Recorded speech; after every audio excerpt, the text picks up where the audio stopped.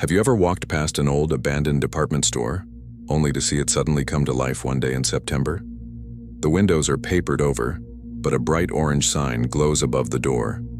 Spirit Halloween. Inside, the shelves are stacked high with plastic nightmares and animatronics twitch under strobe lights.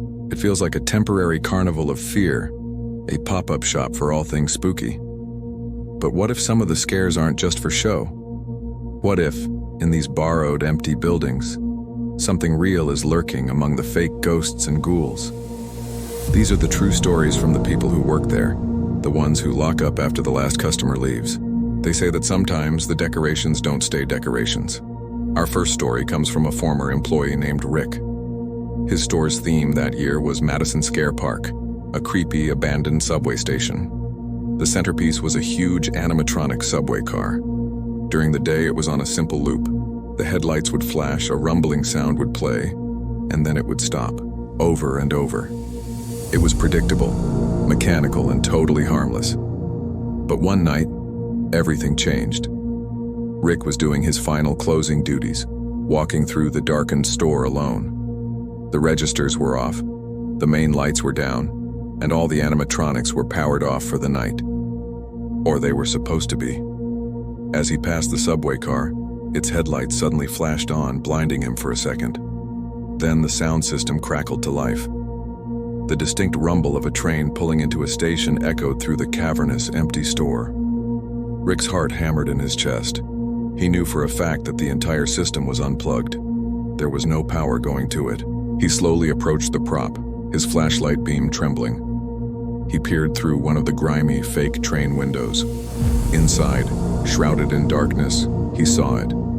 A figure, a dark silhouette, was sitting on one of the benches in the back of the car, perfectly still. It wasn't a mannequin. It didn't belong there. He froze, unable to look away, until the figure just vanished. He sprinted to the back office and called his manager, his voice shaking. The next day, they reviewed the security footage. And there it was, just as Rick had described. For a few seconds on the grainy black and white video, you could clearly see the silhouette of a person sitting in the back of the unplugged train prop. There was no rational explanation. Mustering their courage, they went to the animatronic and unlocked the service door to look inside.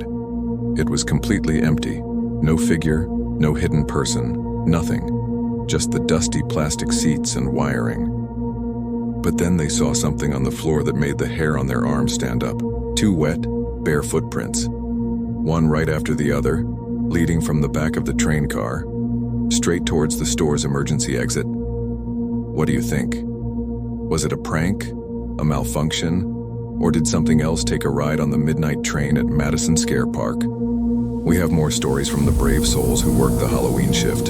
If you want to hear more stories of what happens after closing time, make sure you hit that subscribe button and turn on notifications. You won't want to miss what comes next. Thanks for listening, and stay safe out there. Have you ever walked past one of those big Halloween animatronics and felt a little chill run down your spine? You know, the kind that isn't just from the fake cobwebs or the spooky sound effects? Well, buckle up, because this story might just change how you look at them forever. This all went down at a Spirit Halloween store, one of those places that transforms into a Halloween wonderland every fall. They get pallets of these massive, life-sized animatronics. You've seen them. Werewolves, witches, and in this case, a towering, hooded Grim Reaper. Setting them up is usually a pretty straightforward job. You plug them in, you test the motion sensors, make sure they swing their scythes on cue, and then you move on to the next one. Simple, right? But for one employee, let's call him Alex, this one particular Reaper was anything but simple. From the get-go, something was off. This Reaper, with its tattered black robes and skeletal face hidden in shadow, had a problem. It wouldn't power down. Now that might sound like a minor electrical issue, but it gets weirder. Every single night before locking up, the closing crew had a strict routine. They would go to the Reaper, unplug its power cord directly from the wall socket, and then, for good measure, they would head to the back and flip the main breaker for that entire section of the store. Double-checked, triple-checked, no power, no electricity. The thing should have been as lifeless as a pile of plastic and cloth. But it wasn't. The next morning, when the opening crew arrived, They'd walk through the dark, quiet store, and there it would be. In the pitch black of the seasonal aisle, 2 faint red lights would be glowing. It was the Reaper. Its eyes were on, every single morning without fail. The employees started talking. Was it some kind of residual charge? A backup battery no one knew about? They were spooked, but they tried to rationalize it. They joked about it, calling it Reapy and telling it to have a good night. But the nervous laughter didn't quite cover up their growing unease. The story eventually reached the store manager, a no-nonsense woman we'll call Sarah. Sarah had been in retail for 20 years. She'd seen it all: inventory glitches, electrical quirks, employee pranks. She was convinced there was a logical explanation, and frankly, she was tired of her team being freaked out by what she called a faulty toy. So she decided to put an end to the ghost stories once and for all. She announced she was going to stay late all night if she had to figure it out. That night, after the last employee left, Sarah did the shutdown procedure herself. She personally unplugged the Reaper. She marched to the breaker box and flipped the switch, plunging the entire area into darkness. Then she went to her office, pulled up the live feed from the security cameras, and settled in for the night. Her plan was to prove it was just a power surge or a faulty wire that somehow kicked in when the main power was restored in the morning. The first few hours were exactly as she expected. Complete darkness, complete silence. The camera feed showed nothing but the motionless silhouettes of Halloween decorations. 1 a.m. passed, 2 a.m. Sarah was starting to feel vindicated, maybe even a little bored. She was probably drafting a memo in her head about troubleshooting procedures before jumping to paranormal conclusions. And then at 3:12 a.m. it happened. The motion sensor notification popped up on her screen. The camera in the seasonal aisle had been triggered. Sarah leaned closer, her heart starting to pound. There was no one in the store. The doors were locked. The alarm was set. It had to be a mouse or a falling decoration. But on the screen, something was moving. It was the Reaper. Slowly, deliberately, the massive figure turned its upper body, rotating on its base until its hooded head was facing directly toward the security camera. The 2 red eyes, which had been off just a moment before, were now glowing brightly in the grainy night vision footage. And then it did something it had never been programmed to do. It slowly raised its skeletal hand, not in a slashing motion, but almost like a wave, a greeting, from a machine that was completely, utterly, and verifiably disconnected from any power source. Sarah stared at the screen, frozen. She watched the footage back. 3:12 a.m. No power, no explanation. The next day, the store opened, but the manager's office was empty. Sarah had come in before anyone else, packed her personal belongings, and left a one-line resignation letter on her desk.